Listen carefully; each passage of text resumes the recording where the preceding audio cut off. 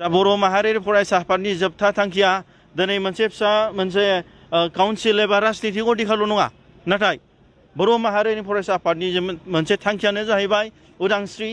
जाय उदांस्रिखौ जोंनि बर'फ्रा गुबुन गुबुन हारि हारिसाफोर बादि समान मोनथाय लानानै फैबाय थानाय समाव जोंनि गथ' गथायफ्रा जि मोनसे मोजां स्कुल, मोनसे मोजां थासारियाव बिथांमोन बादि भारतनि संबिधान सिङाव थानाय खान्थि, राव, हारिमु, धोरोम गासैखौबो बेरखांहोनो हागोन। उदां अख्राङाव बिखा फोरदाननानै बर' हारि हिसाबै मोनसे गेरेमसा हारि दानो हागोन। नै बेसो जोंनि गुबै मोनसे बनसुनि थांखि।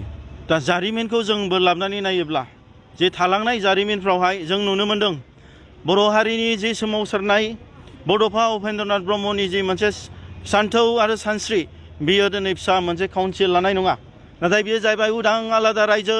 बे आसामनिफ्राय गावनानै बर'फ्रा बे बुरलुंबुथुरनि साहा संकसनिफ्राय सुदियासिम जि जोंनि बे फैलाव हायाव बर'फोरनि जि आजै आजौनि हा, बे हाखौ जोङो दिनै उदां मोनथायै निजे खुंथाय लानानै जोङो निजे राजनितिक जोङो सोलो बाहायनानै जोंनि बे हायावनो जों रायजो जानाय, जोंनि राव, हारिमु, थुनलाइ, आसार खान्थि, धोरोम गासैखौबो जों फोथांनानै लाखिनो हानाय, बेसो जोंनि मोनसे बर'फोरनि देरसिन सिमां।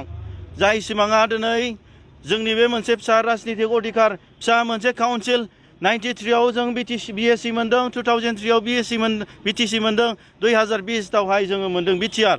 नाथाय बे मोनफ्रोमबो काउन्सिल्सफ्रा बर' हारिनि साननाय आरो बर' हारिनि थांनानै थानायनि मोनसे सान्थौ आरो सानस्रिखौ फोलोमनो हायाखै।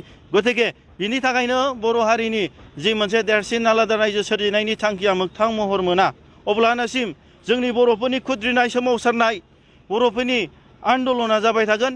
गतिके जोङो जेब्लासिम आलादा रायजो मोना, आसामखौ बोखावनानै उदां आलादा बड'लेण्ड जों स्टेट मोना, अब्लासिम जोंनि बै माखासे लुबैनायफ्रा जोबागौ मानि बेयाव सान्थि फैनाय नङा। जानो हागौ बावैसो समनि उनाव सोरबा जोंनि बर' जोहोलावफ्रा दिनै सान्थि भाबै दिनै जाथिखौ दानो हायैयाव सोरबा हाथियारबो लानो हागौ, सोरबा गोबां सोमावसारनायाव बारसोमनोबो हागौ। नाथाय दिनै जों लुबैदोंमोन BTR मोननानै बे बर'फ्रा मोनसे सान्थि सुक्ति जाबाय, जोंहा दिनै आर्मस हाथियार दैग्रा हान्जाफोरबो गैलिया। गतिके जोंनि गेजेराव जों मोनसे सिमां सुजुदोंमोन, दानि गोरों गोरों लाइमोनफ्रा BTR सुक्ति मोननायनि गेजेराव BTCनि देरसिन पावार, बांसिन पावार मोननानै जोङो दिनै साख्रिनि, सोलोंथाइनि अधिकार, राजखान्थि अधिकार, माखासे निजे खुंथायनि गोहोखौ जों बांसिन मोनगोन सानदोंमोन, नाथाय बेयाव जों मोननो हायाखै। दिनै BTR मोननानै 2020निफ्राय बोसोरब्रै जाबाय, बेयाव खुनु एपइन्टमेन्ट गैया, दिनै खुनु साख्रिनि गोदान जोंनि लाइमोनफोरनि थाखाय बेबस्था बानायनानै होआखै।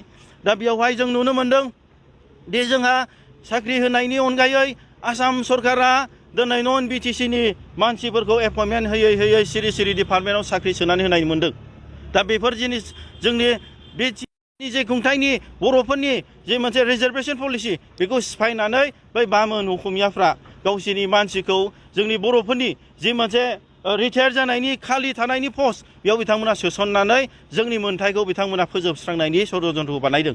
गतिके दा BTR मोनखांनायनि उनाव जोंहा खुनु आर्मस आफादफोरबो गैलिया, खुनु सोमावसारग्रा हान्जाबो गैला, नाथाय जोंनि बर' लाइमोनफोरखौ फिन खेबसे सोरबा दंफां सिखावनि नाम, सोरबा मै गावथारनायनि नामाव हमै हमै जोंनि आसाम सरकार बिथांमोना दिनै गावथारफिननायखौ जों नुनो मोन्दों। गतिके जोङो दिनै BTR सरकार मोननायनि उनाव खुनु सान्थि फैदों बेखौ जों नुनो मोनाखै।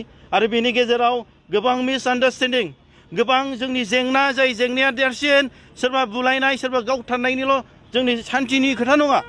दिनै बर'फ्रा निजे खुंथाय मोननायनि उनाव दि जोंनि माखासे इक'नमिक्स राइट्स, जे मोनसे राङारि मोन्थाय, जाय थांनाय समावहाय 2003नि उनावहाय BTC सुक्ति जाखांनायनि उनाव जि मोनसे फिसा 6 शेड्युल जोंहा काउन्सिल मोननायाव जोंनि बर'फ्रानो साख्रि मोन्दोंमोन, जोंनि बर'फ्रानो बिजनेस कन्ट्राक्ट मावदोंमोन, जोंनि बर'फ्रानो गासैबो खामानिखौ जों सासन खालामदोंमोन। नाथाय दिनैनि दिनाव 2020नि उनाव जों मा नुनो मोनखो?